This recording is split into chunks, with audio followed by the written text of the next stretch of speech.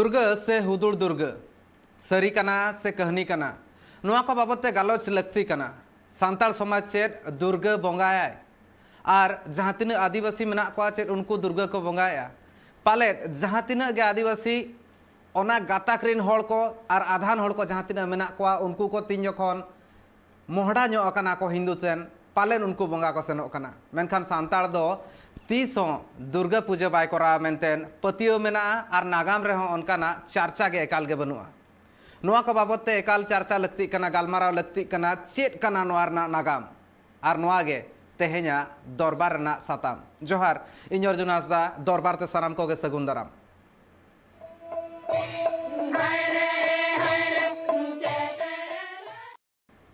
आयमा लेकाना गालोच हुई कना चेत सरी कना चेत एड़े कना से लैजों कथा कना ओको हे बांको बाडाय दाड़ा कना जहां तिना भूर नवा बाबते चर्चा बांग हुआ नवा बाबते जहां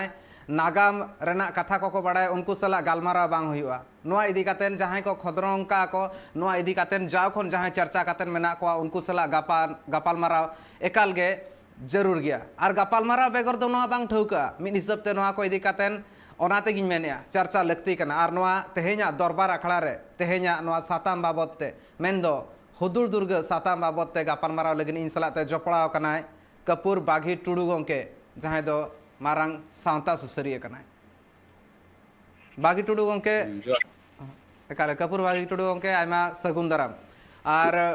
सजे सजे कुकलिन दो होया न झतो खन मारांग कुकली और मारांग कुकली के हुई लगती कना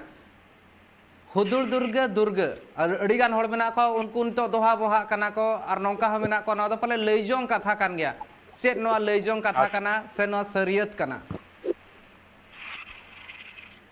हाँ हुदुर दुर्गा दो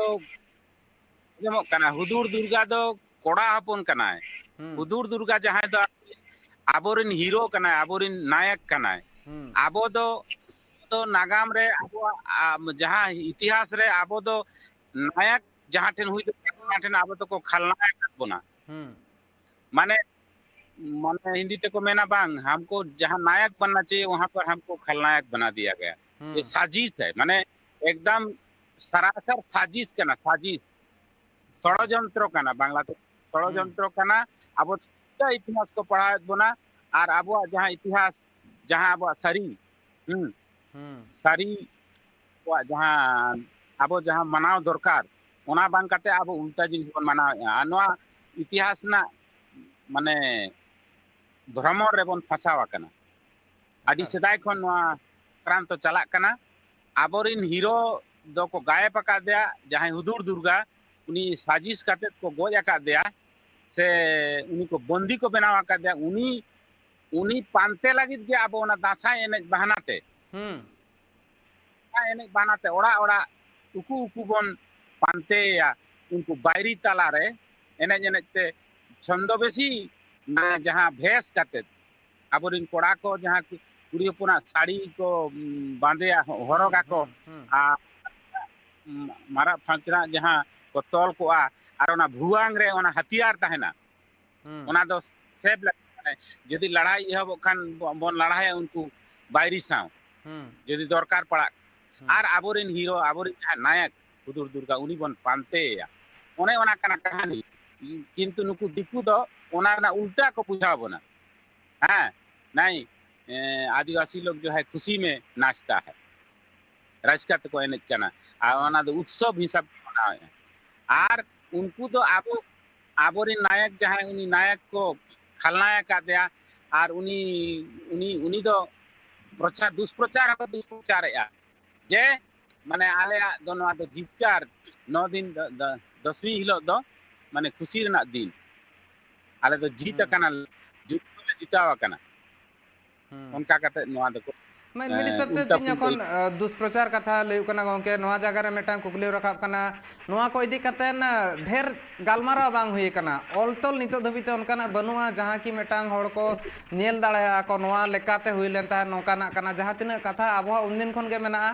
कथा नोका रोपड़ गालमारा सेरेन दुरंग तेगे हपटिnya कना मेनखान नितो नोआ को लटम इदी कना नोआ इदी कतेन चेल लेकान पौड़ी लहा लगती कना ᱱᱚᱣᱟ ᱡᱟᱦᱟᱸ ᱱᱟᱜᱟᱢ ᱢᱮᱱᱟᱜᱼᱟ ᱱᱚᱣᱟ ᱥᱟᱱᱟᱢ ᱦᱚᱲ ᱥᱟᱢᱟᱝ ᱨᱮ ᱦᱤᱡᱩᱜ ᱫᱚᱨᱠᱟर ᱡᱟᱦᱟᱸ ᱛᱤᱱᱟᱹᱜ ᱜᱮ ᱥᱟᱱᱛᱟᱲ ᱜᱟᱛᱟᱠ ᱨᱮᱱ ᱦᱚᱲ ᱢᱮᱱᱟᱜ ᱠᱚᱣᱟ उनको ᱱᱚᱣᱟ ᱠᱟᱛᱷᱟ ᱠᱚ ᱵᱟᱲᱟᱭ ᱫᱟᱲᱮᱭᱟᱜ ᱢᱟ ᱱᱚᱝᱠᱟ ᱦᱚᱸ ᱢᱮᱱᱟᱜ ᱠᱚᱣᱟ ᱥᱟᱱᱛᱟᱲ ᱵᱟᱫ ᱠᱟᱛᱮᱫ ᱦᱚᱸ ᱮᱴᱟᱜ ᱟᱹᱫᱤᱵᱟᱹᱥᱤ ᱢᱮᱱᱟᱜ ᱠᱚᱣᱟ उनको ᱦᱚᱸ ᱱᱚᱣᱟ ᱠᱚ ᱢᱟᱱᱟᱣ ᱵᱟᱛᱟᱣᱮᱜᱼᱟ ᱢᱮᱱᱠᱷᱟन ᱱᱚᱣᱟ ᱪᱮᱫ ᱟᱨ ᱞᱮᱠᱟᱛᱮ ᱫᱚᱦᱚ ᱫᱟᱲᱮᱭᱟᱜᱼᱟ ᱵᱟᱧᱪᱟᱣ ᱠᱟᱛᱮᱫ ᱱᱚᱣᱟ ᱠᱮᱵᱚᱞ ᱟᱵᱚ ᱟᱹᱫᱤᱵᱟᱹᱥᱤ ᱥᱟᱱᱛᱟᱲ ᱠᱚᱣᱟᱜ ᱢᱩᱫᱽᱫᱟ ᱫᱚ ᱵᱟᱝ ᱠᱟᱱᱟ ᱱᱚᱣᱟ ᱯᱩᱨᱟᱹ ᱵᱷᱟᱨᱚᱛ ᱵᱚᱨᱥᱚ ᱨᱮᱱ ᱥᱮ ᱯᱩᱨᱟᱹ ᱫᱤᱥᱚᱢ ᱨᱮᱱ ᱟᱹᱫᱤᱵᱟᱹᱥᱤ ᱠᱚᱣᱟᱜ आइडेंटिटी आदिवासी को अस्तित्व रना व्यापार करना माने भेगार भेगार स्टेट रे भेगार भेगार आदिवासी समूह रे भेगार भेगार ᱧᱩᱛᱩᱢ रे हुदुर दुर्गा को मनाया और नोआ नोआ कॉन्सेप्ट दो उनको ठेन मेना नितो नोआ झारखंड दिसम रे पालामो रे जहां असुर जनजाति मेना को असुर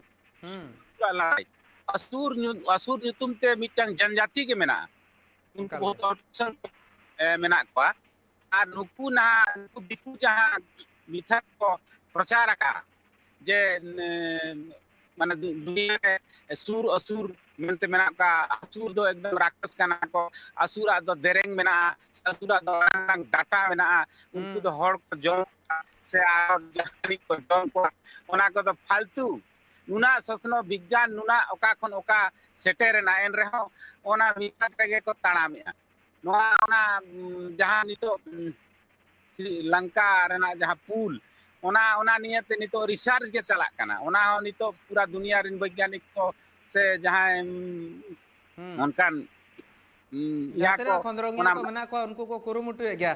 मेनखान नोआ जगह रे मेटांग कुकली गोंके रकाब कना मेटांग कथा मेन ले था ओना कुकली एकाल के जरूर गया ना दासाय रेना जहां कथा लई कना ओना ना नागाम लेकाते बड़ा गुरु चेला रना कथा कना और जहां लेका हिसाब ते आमे मेन किया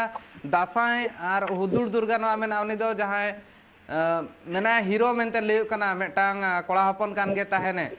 उनी हा खोज तलाश लगिन चलाव हुयु कना मेनखान नोआ बारेया नितो तिन जखन नोआ बानार नागाम सामांग दापाराम ताहेन कना गुरु चला कथा लई कना नोआ कथा लई कना आरहों उनकना नागाम गे मेना आयनम काजुला कथा मेना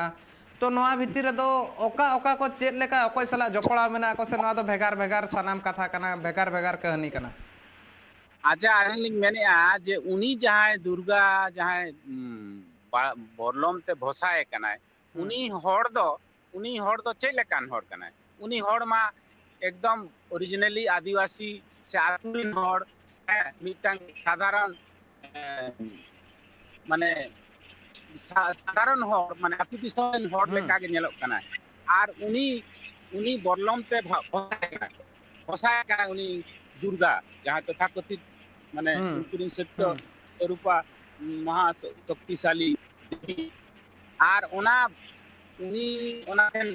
माने हत्या करते उनी दमन करते उनी माने प्रहार करते चेत बड़ा चेत में ललाई सनाय को चेत लेकिन माने इतिहास मेरे इतिहास सनाय को जे ने असत्य के ऊपर सत्य का विजय कैसा असत्य पर सत्य का विजय असत्य का कोई गांव का आदमी असाधारण आदिवासी आदमी असत्य का पक्षधार है क्या आदमी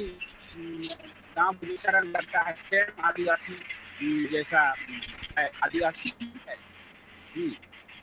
गोंके गोंके इन्या कुकली तो नोआ ताहे कानते नोआ एकाल के नोआ अंजम लगती कान के तानाज मेना इन्या कुकली ताहे कना जहां दासाय मेना दासाय रे जहां कथा मेना ओना ना नागाम हिसाब ते कि ओना बाबत तिनि को चर्चा हुआ गुरु चेला रना कथा चर्चा हुआ तो नोआ हुदुर दुर्गा दासाय नोआ दो चेन मेटांग जिनिस कना और जुदी भेगार के खान दो चेत लेकाते भेगारा नागाम जहां मिथक चेतान तके नोआ धर्म कर्म तो माने स्थापित नित्वा जहां तिना कहानी रामायण महाभारत से कुरान बाइबल से जहां तिना के माने तथाकथित स्थापित जहां पुथी को मेना नया माने ग्रंथ मेना तक उनका ग्रंथ रना हो से बांको मेना ओकासन पुथी बांग बिन्यामा तो आबो मा आबोआ कम से कम आबोआ धर्म बिना ऑल ते नुना दिन मन टेका दहो का आदिवासी को धर्म संस्कृति ओना ओना ओना मा नुकु थेन माने मिटंग उदाहरण कन माने नोंकान क्राइसिस रे ना ऑल तोल काते दो आबो बांचाव दहो का आबो धर्म करम ये तो चैलेंज का चीज है ये एकदम ये उदाहरण है कि हम लोग ऐसा चीज को बचा के रखे हैं इसको समझने का जरूरत है रिसर्च का बात हाँ रिसर्च ना करना जे नौकान क्राइसिस रे नौकान परिस्थिति रे अब अब धर्म नितो हमन बांचा दो का जाकि प्रकृति धर्म मेनते बन देखा करना हाँ अब आवड़ी आवड़ी जिनिस हासारिन मूर्ति बनाव काते उनी आरो मिटन जीव बिन माया हफ्ता भर भीतर मेद को माया जीव को बचाया और उनी को बोंगाया उनका तो बांग अब मा मिटन दारे पाला माने दूर बन बोंगा हैं जहाँ दारे खन अब जो बन जामा तकम बन जामा आरो ऑक्सीजन बन जामा उनका माने वास्तविक परिस्थिति वास्तविक चेतान रे पतिया बन धर्म बन पाजा है और अब ना प्रकृति रे ना जहाँ आश्चर्य जिनिस बिजली चमका कना होय माने आतिक कना उना जहाँ आश्चर्यजनक गतिविधि उना बन जोहारा कना है माने हम लोग बिजली माने प्रकृति में जो बिजली चमकता है जो हवा चलता है हाँ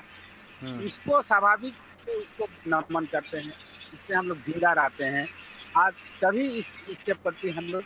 विश्वास जगाए कि चलो प्रकृति को हम जीत रहे हैं ओके एकाल गया जहाँ तीन साचार है गया बन बोंगा साचार है जहाँ हिसाब ते बोंगा बुरु मेना ओना मा मेना गया ओना मानत बन एमका जाओ खन के बोंगा अगुया बन लहा सेन बन बोंगाया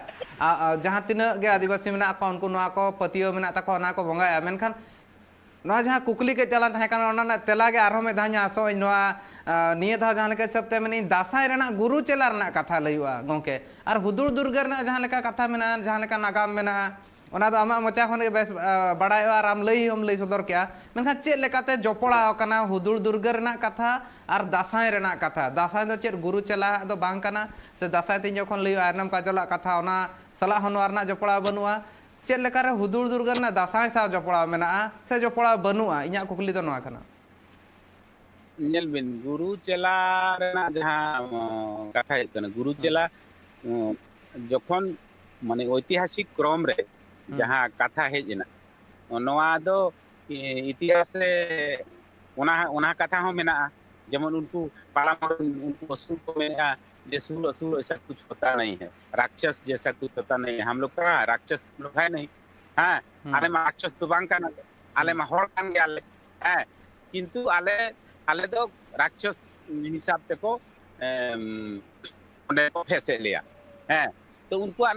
माने विरोध में गया 9 दिन धाबी उनको ठेन मातम को मना उनको दुख को मना ओना खुशी दिकु को मा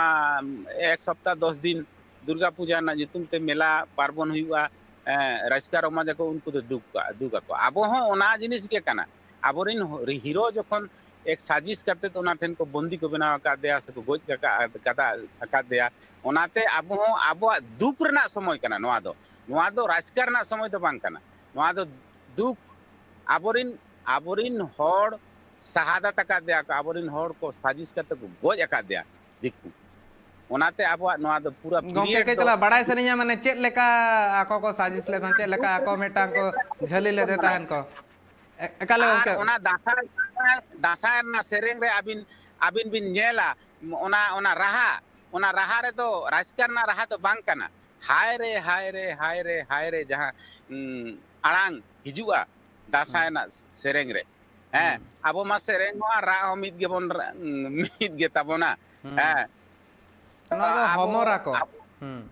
हैं नेवरा को हमोरा कथा मेनिया दासाय ना कथा मेनिया हां रा का को ओना तो सेरेंग तो बांग का रा ओना फील बांग को फील का दिकु ऐसे दिकु बा के राज दिकु तो ऐसे दो का से ओना कोई हो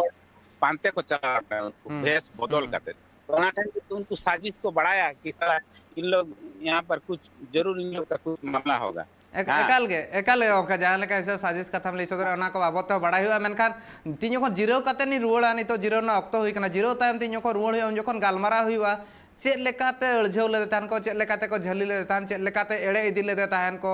नितो जहाँ लेका गोंके लई सदर हुदुर दुर्गा कहनी जहाँ कथा लिए थान ओनारे नेल हुआ चेद लेकारे अब हीरो मेनतेन गोंके मेनी आय बीर भंटा मेनतेन मेनी आय उनी चेद लेकारे झली ले देतान को और चेद लेकारे को गोज ले देतान ना बाबते आंजम हुआ हुडी माछा जिरो नितो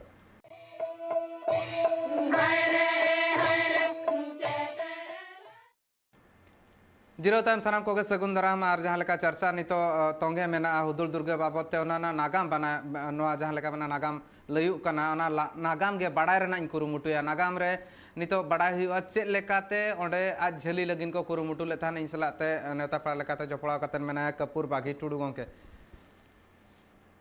कपूर बागी टुडू गोंके इन नोआ बड़ाय सनैया जहाँ लेका सेताम लay कि आम साजिश कि आको हिंदी ते बन मेन दाड़े और सांताल ते बन मेन खान दो एड़े कातेन को इदी के दे आको और नौका एड़े कातेन आज ओकारे को झली के दिया बांग चेक लेकाते गोज के दिया चेक लेका हुइलेन तान ओना घटन और चेक लेका नागाम रे मेना चेक लेका आमा उयहर मेना ओना को कई तलांग लay सदराम हाँ नेल बिन पूरा भारत दिसम रेगे नितो आदिवासी समाज रे मिटंग एदरे मिटंग रागी सिरजावा कना नए सिरे से आबो जहाँ इतिहास ओना बन पढ़ा कना सपनो एना बन नितो ओड़ा ओड़ा गिदर को पढ़ावे ना कुड़ी गिदर कोड़ा गिदर उनको नोआ इतिहास को पानते या से बांग को माने इतिहास को खंगाला जा रहा है। नए सिरे से हम समझने का कोशिश कर रहे हैं कि हम कहाँ हैं और हम कौन है, आदिवासी आदिवासी क्या है, आदिवासी के साथ ऐसा छल क्यों। माने नितो अलिंग मैंने अलिंग जे दुर्गा दुर्गा सावते आरो तो देवी देवता को मेना को उनको तो को बंगाए को तो उनी मिटांग दुर्गा के कोनो जरूरी बनुआ जे महिषासुर बोधे आय महिषासुर मिटांग माने आतुरिन कई तलांग नेटवर्क ने एटकेटना ताहे कना और बधा कुकली और में धाइन दोहो जोगाइन गोंके मेने नागाम चेक ताहे कता मेने नागाम चेक ताहे कना चेक लेकाते हो आदे आको से चेक लेकाते झली के दे आको चेक लेकाते दुर्गा ठेन चलाव नाय बीर भांटा मेनते लयुक कना गोंके उनिया ᱧᱩᱛᱩᱢ हो चेक ताहे कना और चेक मेनतेन उनी हा चेक को होवाय कान ताहेन इना तायमते चेक लेकाते उनी को एड़े कातेन को इदी के दे और चेक खातिर को गोज ले दे चेक उना गे मारंग बीर भांटा कान ताहेन उना गे दाड़े ताहे कना चेक ताहे कान ताहेन नागाम सानाम होड़ नोआ गे बड़ा सनायत को ट्राइब टीवी जहाँ तिना ñeñeli ओना बड़ा सनायत को ओना आम ठेन खुनी आसोआ नोआ चेक नागाम कान ताहेन अकोय होड़ कान ताहेन आजा चेक ᱧᱩᱛᱩᱢ चेक लेका ताहे कान ताहेन नागाम रे और चेक लेकाते उनी एड़े कातेन को हो इदी के दे से एड़े कातेन इदी के दे को ओका ठाव रे से झली के दे को और गोज के दे को नेल बिन आबोरेन जेमन बिरसा बिरसा बिरसा उनुना दाड़े ताहे लेना तिलका उनुना दाड़े ताहे जे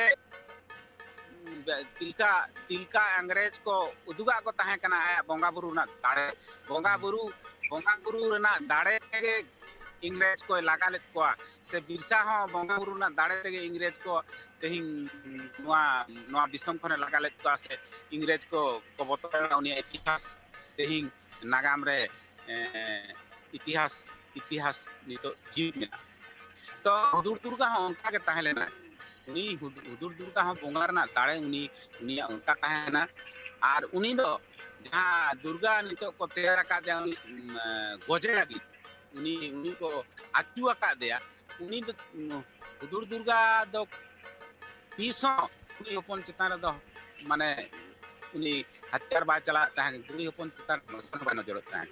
उनिया जे चरित्र चित्र नका आको उन दिकु को उनी उनको बदनाम का दिया उनका तो सरी उनका इतिहास दो बांग कना उनी दो मजबूर के दिया को उन कुड़ी हपन चेतान रे उनी नजर के बा गड़ा ताहे कना का उनका नीयत के ओना खराब बा ताहेला ओना तेगे ओनारना मजबूरी ओनारना फायदा को उठाव के साजिश करते को तड़े बांखान उनी दो गज ना क्षमता दो ओपय हो बाता है उनका के बोंगा दाड़े बोंगार ना दाड़े ताहेलन ताहे आर गालमारा ताहे कना उनी उनी हर उनी आबोरिन जहां नायक आबोरिन तीरो आर हुदुर दुर्गा दो उनी कोड़ा हपना ᱧᱩᱛᱩᱢ ओना दो को ᱧᱩᱛᱩᱢ का तो उल्टा पाल्टा माने नुना उल्टा पाल्टा का को जे ओना आबो बुझ तेगे नुना दिन टाइम लगावा का तो बन बुझिया पूरा भारत दिसम रिन आदिवासी को बन बुझ का छत्तीसगढ़ रे माने नुना स्थिति गरम मेना नितो जे आर नोआ गड़ो रे नितो आहो एटा नितो जेनिंग लेकन जायगा रे दिल्ली ओना ओना ना चर्चा हुई कना ओना इतिहास को डिस्कशन या ओंडे हो मेना सारी गे पादो इतिहास दो आबो उल्टा बन था से माने नोआ इतिहास दो जहां सारी कना ओना कथा दोहो दरकार तो नितो अब मान्यता बन नामेया रिकॉग्नाइज का बन नितो नवा जिनिस हर को मानाव कना कोलकाता रे होनी आजमिया ऑब्जेक्शन हुई कना बहुत जगह रे जे ठीक है आप दुर्गा का पूजा कीजिए, दुर्गा का पूजा करने में हमको कोई इतराज नहीं है, कोई ऑब्जेक्शन नहीं है, लेकिन दुर्गा के साथ साथ महिषासुर को बीच में ला के उसको उसका हत्या करना, उसको दमन करना, हाँ, और उसको विजय उत्सव के रूप में उस दमन का दमन को दिखाना, हाँ, ये कौन सा बहादुरी? गोंके एकाल गे इन इन इन मेटा कुकली जहां ताहे कना एतहब खन गे नितो दबि ओना ना तेला ठौका सही इन खोजो कान गया मेनखान ओना कथाटा नितो पुष्ट सही ते बांग बडाय कना ओना पुष्ट सही बडाय लगती कना जहां कथा मेने था ना नागाम चेत ताहे कना चेत लेका रे इदी कदेया को हुदुल दुर्गा चेत लेका रे एड़े कातेन को इदी कदेया ओकारे बांग को एसेट कदेया इने तायम ते झली कदेया को इने तायम ते गोज कदेया को आर जहां नुई तिरला हपन मेना नितो दुर्गा मेनतेन बोंगा न्यामेया उनी गोज आकादे ताहेने हुदुल दुर्गा तो चेत लेकारे गोज केदेया चेत लेकारे उनी एड़े कातन इदी केदेया चेदा उनी पतियो कान ताहेन एडिगन कुकली मने रे हिजुआ नोआ कुकली करना तेला के तेला लगती बांग बांग आलिंग लिंग कुली को आबो खन मा बेसी उनको को मेन दाड़ेया नोआ नोआ रे इतिहास उनको के अबिन मिदा कुली को बिन से ओका लेका नोआ निस्ता पे प्यारा का कहानी झूठा कहानी आप ही लोग कैसे बनाए हैं गोंके गोंके गोंके कोई भी ईश्वर किसी भी धर्म का ईश्वर जो है ना आप गौतम बुद्ध के यहाँ चले जाइए यीशु के यहाँ चले जाइए तो तकलीफ लिया है इंसान का भलाई के लिए अपने सूली पर चढ़ा है गौतम बुद्ध भी आप इंसान दुनिया के लिए इंसान के लिए इंसान का भलाई के लिए इंसान का सुख समृद्धि के लिए अपने तकलीफ रहा है मोहम्मद जो है वो भी लोगों के लिए तकलीफ सहा है लेकिन हिंदू धर्म में हिंदू धर्म रे दो ओना उल्टा गोंके इन मेटांग कुकलिन दोया इन मेने आको आको चेते नागाम को लेके ओना दो बांगा अपनात नागाम उपरुम लगती कना बड़ाय लगती कना तो आबोहा नागाम चेदे मेनेया आदिवासी को सांताल को नागाम चेदे मेनेया चेद लेकाते बीरबांटा मेनते लयु कना महिषासुर मेनते नितो जहां को मेताय कना हुदुल दुर्गा मेनते आबो बन मेताय कना चेद लेकाते उनी को एड़े इदी कदेया दुर्गा दो ओना अक्तो रे चिली कान ताने चेद खातिर उनी पतिया दे जहां ते एड़े होचोना ठेन कोन आर होड़ को गोज कदेया को नोय नोआ को जहां कथा कना नोआ कुकली रना तेला आबोहा नागाम रे चेद मेना आबोहा नागाम रे चेद मेना गोंके नोय नोआ आबो बाड़ाय लगती कना आको चेद को मेन के जहां चेद बांगा आबो दो आबोहा नागाम बाड़ाय लगती कना बोंगा बुरुना दाड़े ते आबो बीर बीरत्व ताहे कना उनी होड़ बतर बाय बतर कान ताहे कना उनिया जहां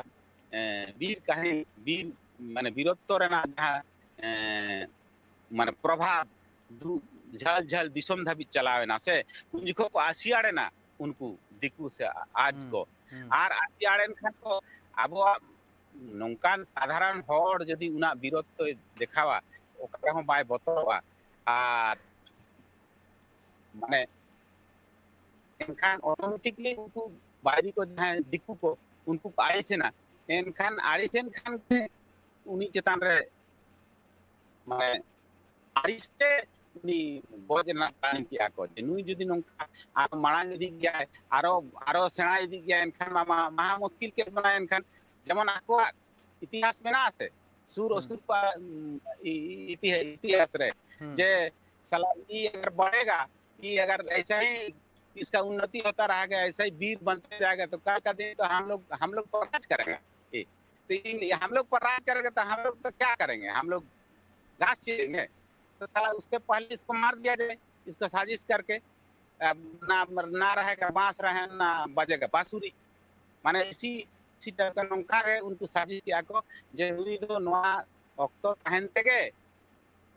माने नुया सर्वनाश दरकार कना नुई दो उच्चेद दरकार कना बांका जहां लका हिसाब तनी तो नेले के तलांग नेटवर्क ना एटकेटोने यार मेधाते सिरजो कना निय धाव हो तो ओना बाबते गालमारा हुआ इन बाडाय हो सनिन कान गया सनाम होड़ लगिन हो नितो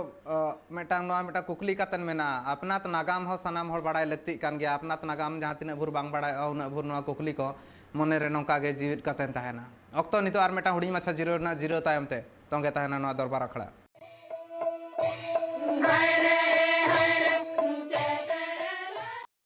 ᱡᱤᱨᱟᱹᱣ ᱛᱟᱭᱚᱢ ᱥᱟᱱᱟᱢ ᱠᱚᱜᱮ ᱟᱨ ᱢᱤᱫ ᱫᱷᱟᱣ ᱛᱮ ᱥᱟᱹᱜᱩᱱ ᱫᱟᱨᱟᱢ ᱡᱟᱦᱟᱸ ᱞᱮᱠᱟ ᱦᱤᱥᱟᱹᱵ ᱛᱮ ᱤᱧ ᱞᱟᱹᱭ ᱥᱚᱫᱚᱨᱮᱫ ᱛᱟᱦᱮᱱ ᱟᱨ ᱜᱚᱝᱠᱮ ᱞᱟᱹᱭ ᱥᱚᱫᱚᱨᱮᱫ ᱛᱟᱦᱮᱱᱮ ᱦᱩᱫᱩᱲ ᱫᱩᱨᱜᱟᱹ ᱨᱮᱱᱟᱜ ᱡᱟᱦᱟᱸ ᱱᱟᱜᱟᱢ ᱢᱮᱱᱟᱜᱼᱟ ᱚᱱᱟ ᱵᱟᱵᱚᱫ ᱛᱮ ᱟᱨ ᱱᱤᱭᱟᱹ ᱵᱷᱤᱛᱤᱨ ᱨᱮ ᱱᱚᱣᱟ ᱠᱟᱛᱷᱟ ᱱᱚᱰᱮ ᱜᱮ ᱠᱟᱹᱡ ᱛᱟᱞᱟᱝ ᱱᱤᱛᱚᱜ ᱫᱷᱟᱹᱵᱤᱡ ᱛᱮ ᱛᱟᱦᱮᱸ ᱫᱚᱦᱚ ᱟᱠᱟᱱᱟ ᱪᱮᱫ ᱞᱮᱠᱟᱨᱮ ᱱᱤᱛᱚᱜ ᱡᱟᱦᱟᱸᱭ ᱫᱩᱨᱜᱟᱹ ᱠᱚ ᱢᱮᱛᱟᱭ ᱠᱟᱱᱟ ᱢᱚᱦᱤᱥᱟᱥᱩᱨ ᱜᱚᱡ ᱞᱮᱫᱮ ᱛᱟᱦᱮᱱᱮ ᱵᱟᱝ ᱦᱩᱫᱩᱲ ᱫᱩᱨᱜᱟᱹ ᱜᱚᱡ ᱞᱮᱫᱮ ᱛᱟᱦᱮᱱ ᱢᱮᱱ ᱦᱩᱭᱩᱜ ᱠᱟᱱᱟ ᱚᱱᱟ ᱪᱮᱫ ᱞᱮᱠᱟᱨᱮ ᱦᱩᱭ ᱞᱮᱱ ᱛᱟᱦᱮᱸ ᱱᱚᱣᱟ ᱠᱚ ᱵᱟᱵᱚᱫ ᱛᱮ ᱡᱟᱦᱟᱸ ᱛᱮᱞᱟ ᱢᱮᱱᱟᱜᱼᱟ ᱚᱱᱟ ᱟᱨ ᱢᱤᱫ ᱫᱷᱟᱣ ᱛᱤᱧ ᱠᱷᱚᱡᱚᱜᱼᱟ ᱤᱧ ᱥᱟᱞᱟᱜ ᱛᱮ ᱱᱤᱛᱚᱜ ᱫᱷᱟᱹᱵᱤᱡ ᱛᱮ ᱡᱚᱯᱲᱟᱣ ᱠᱟᱛᱮ ᱢᱮᱱᱟᱭ ᱜᱮᱭᱟ ᱠᱟᱹᱯᱩᱨ ᱵᱟᱜᱷᱤ ᱴᱩᱰᱩ ᱜᱚᱝᱠᱮ ᱜᱚᱝᱠᱮ ᱪᱮᱫ ᱞᱮᱠᱟᱨᱮ ᱡᱷᱟᱹᱞᱤ ᱠᱮᱫᱮᱭᱟ ᱠᱚ ᱪᱮᱫ ᱞᱮᱠᱟ ᱥᱟᱹᱜᱟᱹᱭ ᱛᱟᱦᱮᱸ ᱠᱟᱱᱟ ᱥᱮ ᱪᱮᱫ ᱞᱮᱠᱟ ᱢᱤᱫᱴᱟᱝ ᱱᱚᱝᱠᱟᱱᱟᱜ ᱠᱟᱹᱢᱤ ᱦᱚᱨᱟ ᱛᱟᱦᱮᱸ ᱠᱟᱱᱟ ᱢᱤᱫᱴᱟᱝ ᱠᱩᱲᱤ ᱦᱚᱯᱚᱱ ᱢᱤᱫᱴᱟᱝ ᱛᱤᱨᱞᱟᱹ ᱮᱲᱮ ᱠᱟᱛᱮᱱ ᱤᱫᱤ ᱠᱮᱫᱮᱭᱟ ᱩᱱᱟᱹᱜ ᱢᱤᱫᱴᱤᱡ ᱵᱤᱨ ᱵᱟᱱᱴᱟ ᱦᱚᱲ ᱥᱟजिश ᱫᱚ ᱥᱟजिश ᱠᱟᱱ ᱜᱮᱭᱟ ᱡᱮᱢᱚᱱ ᱟᱹᱵᱤᱱᱟᱜ ᱥᱚᱢᱯᱚᱛᱛᱤ ᱟᱨ ᱟᱹᱞᱤᱧᱟᱜ ᱥᱚᱢᱯᱚᱛᱛᱤ ᱨᱮ ᱡᱚᱠᱷᱚᱱ ᱡᱟᱦᱟᱸᱭᱟᱜ ᱥᱚᱢᱯᱚᱛᱛᱤ ᱵᱮᱥᱤ ᱟᱥᱮ ᱛᱚ ᱢᱟᱹᱱᱢᱤ ᱚᱱᱟ ᱤᱨᱥᱟ ᱦᱩᱭᱩᱜᱼᱟ ᱟᱵᱚ ᱦᱚᱸ ᱚᱱᱠᱟᱜᱮ ᱟᱵᱚᱣᱟᱜ ᱨᱟᱡᱽᱯᱟᱴ ᱪᱟᱞᱟᱜ ᱠᱟᱱ ᱛᱟᱦᱮᱸ ᱠᱟᱱᱟ ᱟᱵᱚ ᱦᱤᱨᱳ ᱵᱚᱱ ᱛᱟᱦᱮᱸ ᱞᱮᱱᱟ ᱱᱚᱰᱮ ᱱᱚᱣᱟ ᱮᱞᱟᱠᱟ ᱦᱮᱸ ᱟᱵᱚᱣᱟᱜ ᱫᱤᱥᱚᱢ ᱨᱮ ᱟᱵᱚᱣᱟᱜ ᱡᱟᱦᱟᱸ ᱥᱚᱢᱨᱟᱡᱽ ᱵᱤᱥᱛᱟᱨᱚᱜ ᱠᱟᱱ ᱛᱟᱦᱮᱸ ᱠᱟᱱᱟ ᱟᱵᱚᱣᱟᱜ ᱧᱩᱛᱩᱢ ᱚᱱᱠᱟᱜᱮ ᱩᱪᱷᱟᱹᱱᱚᱜ ᱠᱟᱱ ᱛᱟᱦᱮᱸ ᱠᱟᱱᱟ ᱟᱵᱚᱣᱟᱜ ᱜᱩᱱᱜᱟᱱᱚᱜ ᱠᱟᱱ ᱛᱟᱦᱮᱸ ᱠᱟᱱᱟ ᱥᱮ ᱛᱚ ᱚᱴᱳᱢᱮᱴᱤᱠ ᱜᱮ ᱟᱵᱚᱨᱮᱱ ᱡᱟᱦᱟᱸ ᱵᱟᱹᱭᱨᱤ ᱟᱵᱚᱨᱮᱱ ᱡᱟᱦᱟᱸ ᱵᱤᱨᱳধী ko ᱡᱟᱦᱟᱸ ko ᱚᱱᱠᱟ ᱩᱱᱠᱩ ko ᱪᱤᱲᱦᱟᱹᱜ ᱠᱟᱱ ᱛᱟᱦᱮᱸ ᱠᱟᱱᱟ ᱩᱱᱠᱩᱣᱟᱜ ᱡᱚᱞᱚᱱ ᱦᱩᱭᱩᱜ ᱠᱟᱱ ᱛᱟᱦᱮᱸ ᱩᱱᱠᱩᱣᱟᱜ ᱤᱨᱥᱟ ᱦᱩᱭᱩᱜ ᱠᱟᱱ ᱛᱟᱦᱮᱸ ᱠᱟᱱᱟ ᱟᱨ অটোমেটিকলি ᱟᱵᱚᱨᱮᱱ ᱡᱟᱦᱟᱸᱭ ᱦᱤᱨᱳ ᱟᱵᱚᱨᱮᱱ ᱡᱟᱦᱟᱸᱭ ᱱᱟয়ক ᱟᱵᱚᱨᱮᱱ ᱡᱟᱦᱟᱸᱭ ᱨᱟᱡᱟ ᱥᱮ ᱟᱵᱚᱨᱮᱱ ᱡᱟᱦᱟᱸᱭ বস তাবন উনি যাহা আয়ুরে বন তাহে কানা উনি উপরে ईर्षा हुई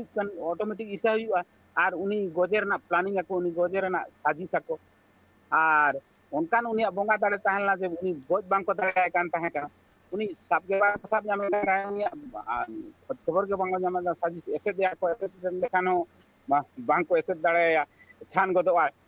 तो नोंका नोंका व्यापार ताहे लेना ठीक है ना जिनिस के যখন বাং को दाड़े उनको उना कुड़ी हपना सहारा का আর ওনা উনি কুড়ি হপন को तैयार কেদেয়া আর উনিয়ার মাধ্যমতে আর বাড়াই লে ako নুই do nongkan hor tahan na je কুড়ি হপন ko hatiar ba chala piche হ্যাঁ আর उनका माने Uniara from tahan na je महिला के ऊपर में कोई हथियार नहीं चला एकाल गे गंके आम मिटांग कथा नवा ला मेन लेता है नियो ना बाबत ते आर मेधा कुकलिन दया कई तलांग नवा भीतर अड़झाव कान लेका मेना मिटांग कथा मेन लेता गंके मिटांग कथा में मेन लेता है नवा दा कुड़ी सेन हो बाय कोयक ताहेन आ हुदुर दुर्गा दो आर कुड़ी होपन उन मने एमा को कान कुड़ी चेतान रे हथियार हो बाय चलुए तान मेनखान चेद लेका रे मिटांग कुड़ी हा कथा रे उनी एड़े होचोयना से चेद चिकेना नवा ठौका पुष्ट सहित बाड़ाय लगती कना गंके उनी दो एड़े हचो कना उनी दो नेगे इन तखन निहत्ता उनी बोंगा बोंगा बुरु लीन ताहे लेना बोंगा जायगा रे लीन ताहे लेना ओना ठेन नुई को भेजा के दिया साजिश करते যখন উনছেন চেন হাতিয়ার বাই তাহেন না চেন উনকান একলা ताहे लेना আর ওনাকে पूरा साज सामान के साथ के साथ उनको भेजा के दिया আর ऐसे चुक दिया तो ग्रुप चिली को ताहे लेना आरो आरो सना सामंत आते ऐसे काटे उनी ओना ठेन को घेराव करते को दे कना घेराव काते माने आज एकला दो बाय गजा कादे घेराव कातन गजा कादे हथियार जखन बाय ताहे चाय अभी गंके किछि घड़िक लहा आम मेने थान दो बा छान दाड़े कान ताहेने नो मेटांग कुकली रकाब दाड़े जतो हर ठौका सही बड़ाई लगती कना चेद कना नवारना ओळे और पातना खतरिन मेने छान दाड़े ताहेने तो चेद लेका अटकेटना हुई लेन ताहेन অনকান পরিস্থিতি রে উনি মজবুর কে দেয়া সে নেলবিন আবিন ঠেন সব সময় তো আর ওনা ইহা বাই তাহেনা সে দাড়ে বাই তাহেনা সে কিছু ঘাট काल गे नवा जहाँ लेका मेना नवा को बाबत ते कुली मा काल दो इनके तलांग नितो गंके तीन जखन आर मेधा ते जोड़ा बाय दोसा था उन जखन ते बड़ा ᱧᱟᱢᱚᱜᱼᱟ चेद लेकाते उन जखन नवा कुरुमुटु ले कुकली अड़ी लेकाना मेना नेतार जहाँ तिना गे जुवन को मेना को उनको मन रे कुकली को दो दड़ा नागाम नोंकान ता नागाम ठौका सहित बड़ा लगती कना ओना खातिर ते मेटांग मिमिटी कुकली ना जहाँ गोटा गोटा तेला को मेथा ना गोटा गोटा तेला हो एकार गे जरूर गया और नवा गोटा तेला को नवा हिसाब ते जुदी मेन हुआ नितो भूर जहाँ लेका नेल कना नवा गोटा तेला करना गे लगती नितो धबिज हो मेना आकात गया आर मेधा तो जपड़ा कना नितो इन सलाते कपूर बागी टुडू गंके गंके और जुदी नेल हुआ ना भितर रे ना कुकली करना तेला आर में धावते तलाश हुआ चेद हुई दाड़ा नोआ ना जहाँ सोझे सोझे बन मेन दाड़ा चेद हुई दाड़ा नोआ ना तेला को ओना को बाबते आर में धावते गालमारा हुई गया अक्तो आर मेटा हुडी मचा जिरवना